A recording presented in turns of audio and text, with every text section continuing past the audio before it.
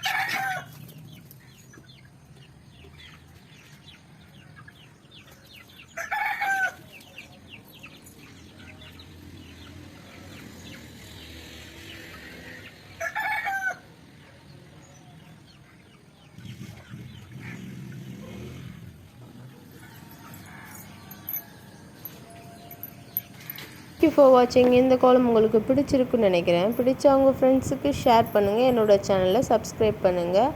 பக்கத்தில் இருக்க பெல் பட்டனை ப்ரெஸ் பண்ணுங்கள். ஒரு லைக் கொடுங்க ஃப்ரெண்ட்ஸ்.